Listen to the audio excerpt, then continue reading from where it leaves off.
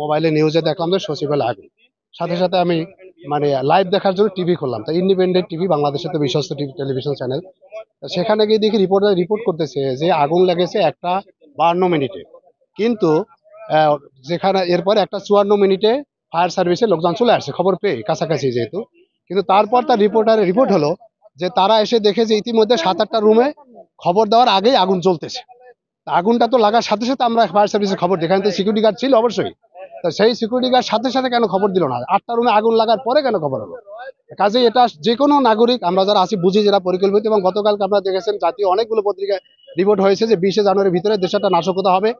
যে কোনো রাজনৈতিক আমাদের প্রতিযোগিতা আছে সব দলেই। তা কাজেই দেশে তারা একটা বিশৃঙ্খলা সৃষ্টি করে বর্তমান সরকারকে তারা বেকায়দায় ফেলবে, এদের একটা প্ল্যান আছে বিরোধী দলের। তো সেই প্ল্যানের অংশ কালকে আমি নিউজ পড়লাম, এটা রাত্রে ঠিক বাংলাদেশের হাট যেটা অর্থ মন্ত্রণালয়, সড়ক ও যোগাযোগ মন্ত্রণালয়, 8টা মন্ত্রণালয় সেখানে আগুন লাগে। এখন তো আর বিমান হামলা হবে না, ডিভাইস হামলা হবে। আবার তো মনে হচ্ছে এটা ডিভাইস হামলা হয়েছে। কাজে আমরা সবাই বুঝি দেশের স্বার্থে, আমাদের অস্তিত্বের স্বার্থে আপনাদের কাছে অনুরোধ, আপনার প্রকৃত জিনিসটা আরো জোরদার ভাবে তুলে ধরুন যাতে দেশের সামনে এই ধরনের কোনো ক্ষতি না হয়। জি ধন্যবাদ। এর আগেও আমরা দেখেছি তদন্ত হয়, তদন্ত কমিটি হয়, কিন্তু আসলে কিন্তু সেই অর্থে মানে ফলাফলও আসে না, কোনো শোনেন, ফলাফল কার্যকরী আসে আসবে না। কি বলে, এবার আমরা কি তো আসবে? শোনেন, আমরা যারা জেনারেশন পরে এখন যারা আমাদের আছে কথা বলতে, এগুলো অনেক কথা হয়েছে মিডিয়ায় যে আমাদের উপদেষ্টা পরিষদ, তাদেরকে ধন্যবাদ। কিন্তু তারা ওই গতানুগতিক 9টা 5টা অফিস করে, কথাগুলো আসছে মিডিয়ায় যে রক্তপাতের বিনিময়ে দেশে এই একটা পরিবর্তন আসলো। তো সেই পরিবর্তন পরে দেশটাকে যেভাবে সবখানে ধরা উচিত ছিল সেগুলো আমরা কেউই ধরি না। আবার যে যার স্বার্থ, দলীয় স্বার্থ, ব্যক্তিগত স্বার্থ, অর্থের স্বার্থ নিয়ে আসি।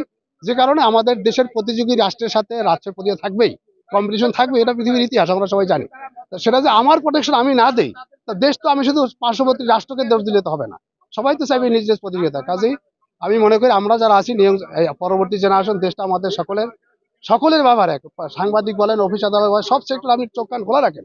আপনার পাশে কে দেশ বিরোধী কাজ করতেছে আপনারা তাকে চিহ্নিত করেন এবং সেইভাবে দেশের ব্যাপার চালান। জি ধন্যবাদ। আপনার নামটা? আমার নাম মোশাররফ হোসেন।